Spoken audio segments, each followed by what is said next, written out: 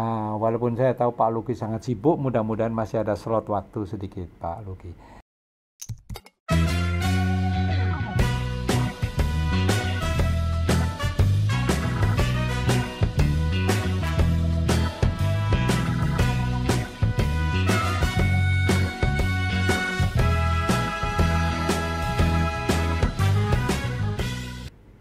You were promoted to be the DG DJPPR.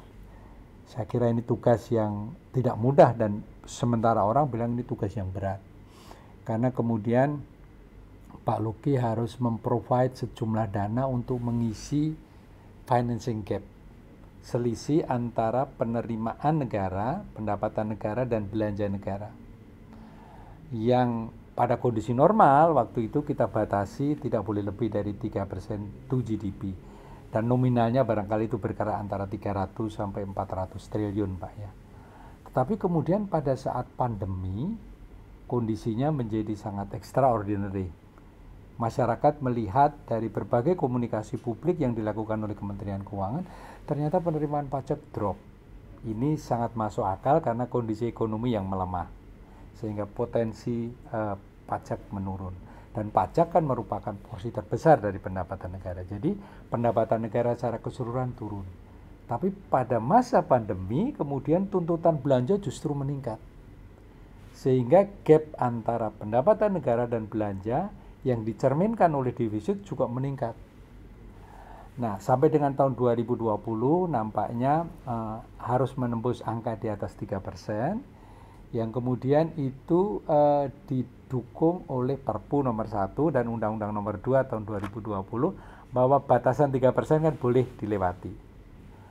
Tetapi dampaknya kelihatannya Pak Luki kemudian defisitnya lepas lebih dari 1.000 triliun, tepatnya 1.039,4 triliun, dan itu konsekuensinya kan harus ditutup dari pembiayaan. Dan yang terbesar adalah dari pembiayaan utang. Dan itu dalam tanggung jawab Pak Luki ini saya kira. Nah, Pak Luki banyak sekarang ini kan pro and con tentang itu, tetapi kita ingin mendapat sharing gitu, behind the screen gitu. Bagaimana dulu memutuskan bahwa kemudian defisit bisa lebih besar dari 3%, dan kemudian Pak Luki harus menanggung tanggung jawab yang besar itu, Pak Luki. Silakan Pak Luki. Terima kasih Pak. Pertama ingin saya sampaikan, tadi sedikit banyak sudah disinggung oleh Pak Marwanto. Kalau kita bicara APBN, pertama adalah APBN itu atau utang khususnya tadi, kita itu bicara APBN secara dalam satu kesatuan utuh. Nggak bisa APBN itu dipecah-pecah, tanda kutip. Kita tahu komponen APBN itu, satu ada sisi penerimaan, biaya cukai, pajak, biaya cukai, PNBP. Kemudian ada sisi belanja pemerintah pusat maupun transfer ke daerah. Penerimaan lebih besar daripada belanja, kita mengalami surplus. Tapi kalau belanjanya lebih besar, itu kita mengalami defisit. Karena defisit dibutuhkan pembiayaan. Nah, di bawah itu makanya disebut below the line ada pembiayaan utang maupun pembiayaan investasi. Nah, itu kita harus melihatnya itu bukan hanya utangnya saja. Utang itu merupakan satu bagian dari satu kesatuan utuh APBN itu sendiri. Betul ya. Jadi nggak bisa kita hanya lihat utangnya, kita selalu melihat itu APBN dalam satu kesatuan utuh. Tadi sampai Pak Maranto, dalam kondisi seperti ini, ya kondisi extraordinary, dengan adanya pandemi yang sifatnya unprecedented, belum pernah terjadi sebelumnya, yang sifatnya extraordinary. Makanya pemerintah mengutamakan yang kita ke depan pertama adalah aspek keselamatan kesehatan masyarakat. Salah satu pengejawantahannya, bentuk kebijakannya adalah ya harus ada pembatasan pergerakan manusia. Namanya juga pandemi. Ya, kalau nggak penyebarannya itu akan makin tidak bisa masif, dibatasi gitu ya kan. betul. Jadi ya mau nggak mau dilakukan pembatasan, social distancing, kita ngomong PSBB, sekarang PPKM dan sebagainya. Tapi itu udah pasti akan berdampak kepada penurunan aktivitas ekonomi. Betul. Nah, karena aktivitas ekonomi turun, ya pasti pajaknya juga turun. Potensi betul. Nah, ya. Sementara dalam kondisi pandemi ini, pemerintah di sini justru pemerintah harus hadir. Ya. Dalam kondisi seperti ini justru dibutuhkan kehadiran pemerintah. Pemerintah harus bisa responsif. Jadi fokus pemerintah dalam kondisi pandemi ini adalah 3 hal sebetulnya. Satu, bicara tentang tadi aspek sektor kesehatan. Kesehatan. Bagaimana tadi menyelamatkan masyarakat. yang Itu nomor terkena satu. dampak ya Pak ya, betul ya. Makanya tadi kebijakannya mulai dari, kalau Bapak ingat, hanya sekedar penyediaan APD, asmat, APD, ya kan. Kita bicara tentang, kebijakannya saat ini semua pasien COVID-19 perawatannya ditanggung oleh pemerintah. Dan itu luar biasa dananya itu Pak, Luar saya kira. biasa. Iya. Vaksinasi itu semua ditanggung Oleh oleh pemerintah. pemerintah, iya. Ya kan, itu kebijakan prioritas pemerintah, fokus pemerintah, dan berimplikasi kepada belanja. Sampai dengan isolasi mandiri pun hotelnya disediakan pemerintah kan Pak. Prioritas kedua, kita ingin bagaimana masyarakat terdampak akibat tadi pemasukan ekonomi, khususnya masyarakat miskin ke bawah, menengah ke bawah tadi. Maka dibutuhkan bantuan sosial, dibutuhkan perlinsos Betul. supaya mereka bisa ya survive. Nah, makanya kita bicara tentang mulai dari bantuan sembako, PKH, sekarang dan karena work from home, pendidikan harus jalan terus, kita bicara tentang bantuan kuota internet. Nah, itu dalam rangka tanda kutip payungnya adalah perlinsosnya, ya support seperti itu harus kita berikan oleh pemerintah. Iya, iya. Yang ketiga, kita juga mensupport dunia usaha, khususnya UMKM. Berbagai insentif, berbagai bantuan itu kita berikan juga kepada dunia usaha. Kita yang subsidi kur misalnya, itu kan kita lakukan semua. Nah, dari situ kelihatan, ya kan, semua itu butuh belanja ujung-ujungnya. Betul. Belanja yang besar tadi, sementara perimanya menurun. Ya kan, defisitnya melebar, dibutuhkanlah pembiayaan. Nah, yang lebih menantang lagi, pembiayaannya udah lebih besar, kondisinya pun very challenging saat ini. Dunia global seperti saat ini juga lagi sangat menantang. Nah, dibutuhkanlah tadi kebijakan extraordinary juga untuk bisa menghadapi kondisi seperti ini. Pertama, jadi yang saya katakan adalah APBN itu lihat dalam satu kesatuan utuh, nggak bisa cuma lihat utangnya doang. Parsial nggak bisa dilihat, parsial nggak bisa. Ya. Kedua, APBN itu adalah tools, instrumen, bukan tujuan. Betul, ya. Jadi tujuan kita itu punya kebijakan, masuk kita ada instrumen APBN untuk apa sih? Ya menciptakan masyarakat adil dan makmur, menciptakan kesejahteraan. Betul. Yang kemudian diturunkan dalam bentuk bicara tentang ekonomi kita ingin tumbuh, kita ingin menciptakan lapangan pekerjaan, kita ingin mengurangi kemiskinan, kita ingin mengurangi kesenjangan. Itulah ukuran-ukuran indikator yang kita pakai. Betul. Salah satu toolsnya kita memakai APBN. Jadi APBN, bukan target utangnya, bukan target defisitnya. Bagaimana kita mulai APBN sedemikian rupa untuk mencapai tujuan tersebut. Betul. Itu yang kita diupayakan, kita upayakan. Betul. Makanya ada fleksibilitas. Nah, dan pihak kita juga tetap menjaga governance-nya. Nah, makanya nih Pak Marwanto pelaku masa lalu. Bahwa ketika kita merancang undang-undang keuangan negara, ya kan kita berikan batasan bahwa pembiayaan itu atau defisit itu yang sifatnya mungkin counter cyclical itu dibutuhkan. Fungsi APBN kan ada 3, bicara tentang alokasi, distribusi, dan stabilisasi. Betul. Gimana kita meramu itu semua? Ya kan? Nah, salah satunya kita berikan fleksibilitas. Dimungkinkan untuk melakukan stabilisasi tadi, misalnya defisit itu dimungkinkan, tapi jangan besar-besar, karena kita bicara tentang sustainabilitas fiskal. Kita sepakati bahwa nggak boleh lebih besar daripada 3% PDB, dan stok utang kita, debt ratio kita nggak boleh melebihi 60% dari PDB. Itu yang digariskan di Undang-Undang Keuangan Negara kita, dan itu jadi acuan kita. Jadi kita punya fleksibilitas mengelola APBN kita, dimungkinkan untuk tadi bicara tentang defisit yang sifatnya untuk counter cyclical, tapi juga kita tetap jaga governance-nya. Dan itu kan yang coba kita selalu disiplin. Kalau kita lihat ke belakang, setelah Asian Financial Crisis episode 97-98, kita harus bail out dan sebagainya, kita juga tahu bahwa yang terjadi adalah debt ratio kita itu sempat mencapai di atas 90% PDB saat itu. Pada saat Asian Krismon ya. Tapi kemudian pemerintah secara konsisten menurunkan, nggak bisa langsung drastis, nggak bisa. Kita secara konsisten menurunkan terus sampai kemudian sebelum pandemi kita tahu debt ratio kita mencapai kurang lebih 29-30% PDB. Itu upaya kita nih, kita berusaha disiplin. Dan kalau kita lihat dari penilaian rating agencies misalnya, salah satu yang menjadi poin positifnya Indonesia adalah disiplin fiskal, Pak. Itu yang selalu jadi yang mereka selalu recognize. Iya, oleh rating agency misalnya. iya betul betul. Kalau ibarat kesehatan itu yang dilihat dulu tekanan darahnya normal nggak ini? Kemudian terjadilah pandemi ini Betul, yang tadi sifatnya unprecedented dan extraordinary. Iya. Nah, harus ngapain nih, ya kan? Nah, kita dalam kondisi seperti ini, makanya dalam kondisi yang dengan memaksa itu kita menerbitkan Perpu. Ini kan tidak memaksa, sangat memenuhi kualifikasi tersebut, ya kan? Nah, salah satunya di sisi pembiayaan yang membuka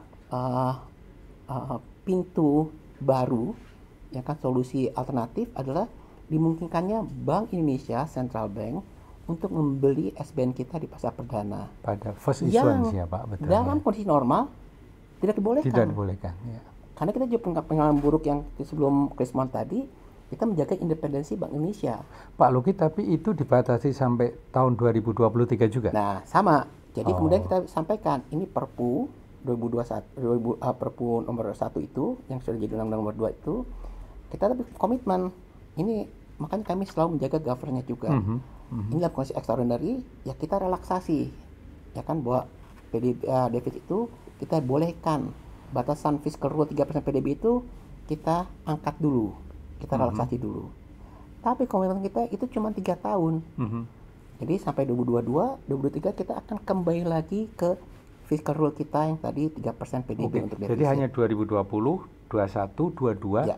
23 kembali ke 3% Kembali lagi. lagi. Itu yang kita sebut namanya Okay. fiscal consolidasi, consolidation ya. Okay. Itu yang kita lakukan. Iya. Iya. Itu desainnya dari bagaimana kita mengambil kebijakan extraordinary menghadapi pandemi. Oke. Nah, dalam konteks APBN itu terrefleksikan dalam bentuk pelebaran defisit tadi. Betul, betul, ya, ya. Yang asalnya bisa sebelum pandemi, jadi ketika APBN 2020 awal, itu defisit kita tuh di setnya itu kurang lebih 1,7% PDB, Pak. Betul, betul. Keseimbangan primer kita itu cuma 12 triliun. 12, Kita udah iya. menuju ke keseimbangan primer positif saat itu. Iya. Dalam Itu kondisi ingat saya di nominal 348 triliun defisitnya itu. Jadi kecil sekali waktu itu, Pak. Iya. Kembali lagi itu komitmen pemerintah tadi, Iya, Pak. iya, iya. Nah, begitu jadi pandemi, ini kita dengan adanya Perpu kita diizinkan untuk melakukan pelebaran defisit, which is itu yang dilakukan hampir semua negara di dunia Iya, ini. betul, betul. Iya. Akhirnya kita kalau perjalanan juga APBN kita tuh ditentukan dalam bentuk Perpres, kembali ini kondisi extraordinary, bukan APBNP. Tapi Perpres pun kita ada dua kali nih, ya kan, Perpres Perpres yang pertama itu di bulan April, kemudian Perpres 54 kalau nggak salah, kemudian Perpres 72. 72 ya, 72 ya betul. Itu jalannya mulai dari 5,1% PDB defisitnya, dilebar lagi dari 6,3% PDB. Menunjukkan betapa dinamisnya kondisi saat itu. Iya, iya, iya. Dan nobody knows. Betul, betul. Nah, akhirnya implikasinya kepada kami ya adanya pelebaran defisit. Defisit. Bagaimana mencari pembiayaan tersebut. Iya. Nah, kita banyak melakukan terobosan. Pertama, ini kerjanya Pak Marwanto dulu nih. Kita kan punya resources dari kita dan bentuk yang disebut tabungan SAL kita. Iya, betul. Nah, itu saat itu memang digunakan didesainnya kan sebagai buffer ya, Pak ya. Iya, buffer saja ya. Nah, itu yang kita manfaatkan. Kemudian kita mencari pinjaman. Nah, pinjaman ini kita diuntungkan juga dengan kondisi pandemi ini, ya justru kita juga banyak support dari dukungan partner kita yang multilateral maupun bilateral, Bank Dunia, ADB, Islamic Development Bank, dari EIB. Kalau bilateral itu dari misalnya dari JICA Jepang, dari KfW Jerman.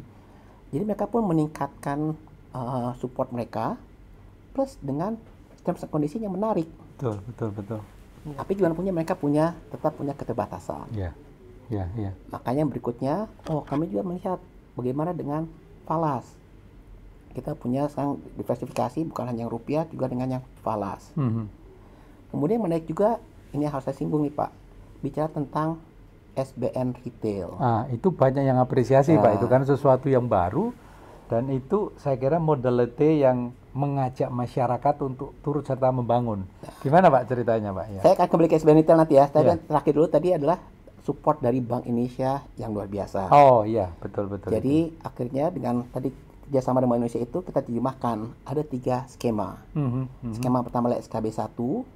SKB 1 itu BI bertindak sebagai standby buyer dalam lelang kita. Oke, jadi dalam kita punya target, kalau nggak terpenuhi, marketnya sedang volatile, BI akan masuk sebagai standby buyer. Simpelnya seperti itu. Tapi ternyata itu di bulan April kita tantangani. Nggak cukup. Makanya di bulan Juli itu kita meluncurkan lagi SKB 2. Di mana ini lebih progresif, BI bertindak atau kita sebutnya sebagai skema burden sharing. Oke. Jadi pemerintah menerbitkan SBN untuk misalnya untuk public goods itu langsung di private placement oleh Bank Indonesia. Tapi tetap SBN-nya itu marketable, tradable, bisa dipakai operasi moneternya BI. Nah, ada burden sharing-nya, suku bunganya itu tadi, tingkat bunganya tadi, kuponnya itu nanti ditanggung oleh Bank Indonesia. Kemudian juga namanya non-public goods, itu ada burden sharing-nya, pemerintah menanggung BI rate minus 1%. Itu yang skema burden sharing SKB 2. Yang terakhir SKB 3 baru saja ditandatangani bulan lalu, bulan Agustus kemarin.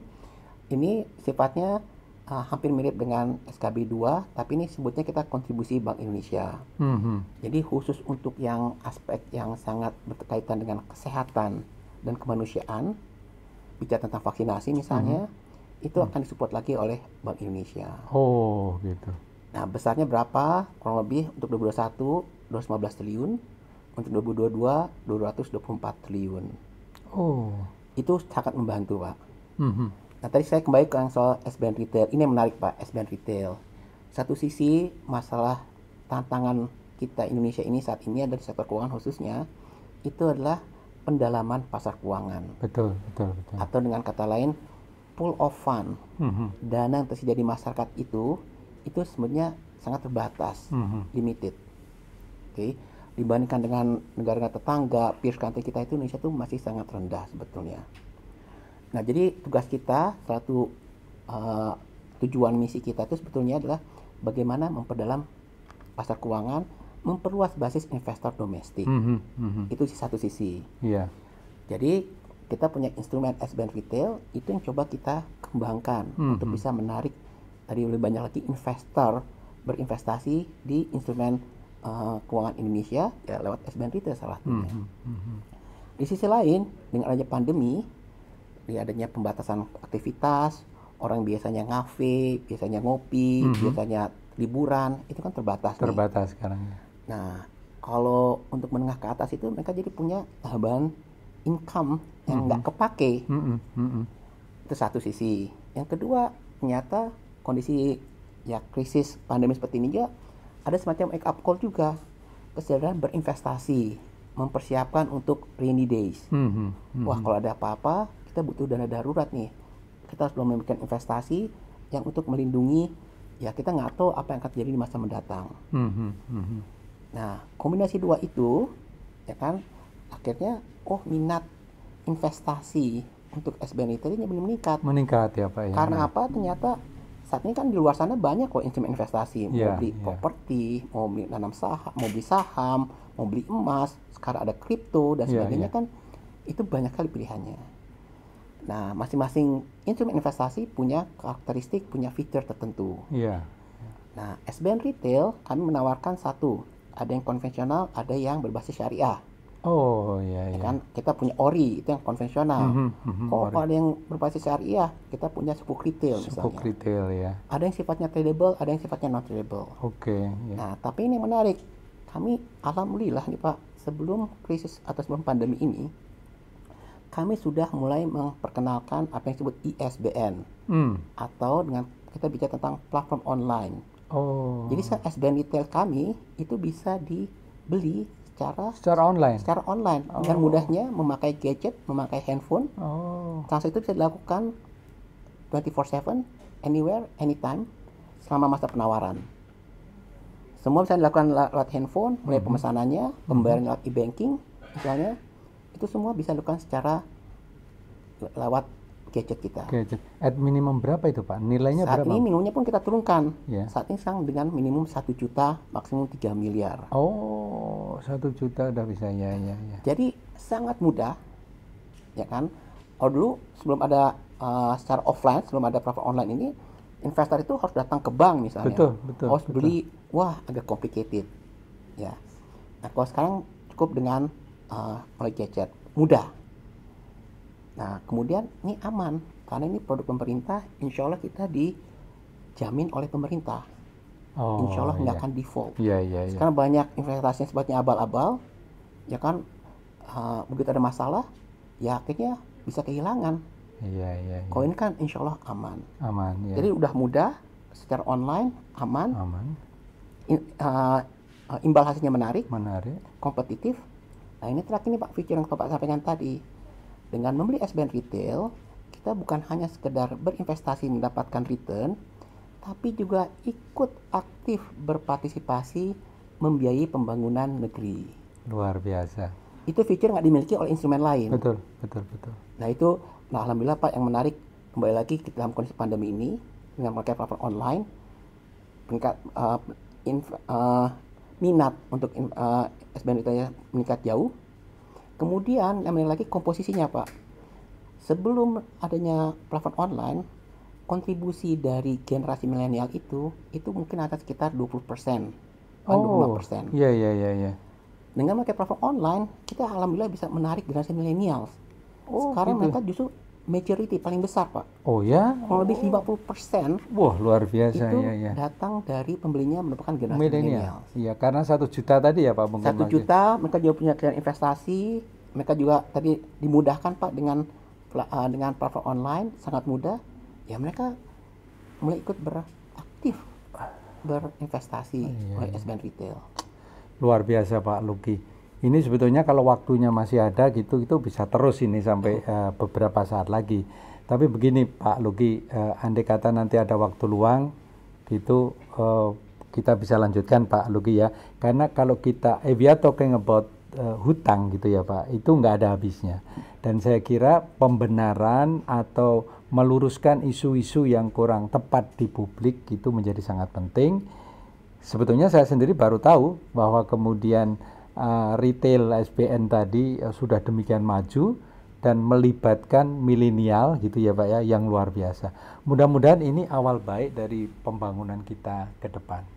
Pak Luki, terima kasih. Saya yakin bahwa mitra-mitra, klien kita, para pendengar kita, para pemirsa kita, Sobat The Maestro banyak sekali mengambil inspirasi dari pengalaman Pak Luki, baik pada saat Bapak menuntut ilmu, sampai dengan bekerja di pajak, BKF, dan kemudian menjadi kepala pusaka, dan terakhir sekarang menduduki jabatan eselon 1 yang sangat strategis di Kementerian Keuangan.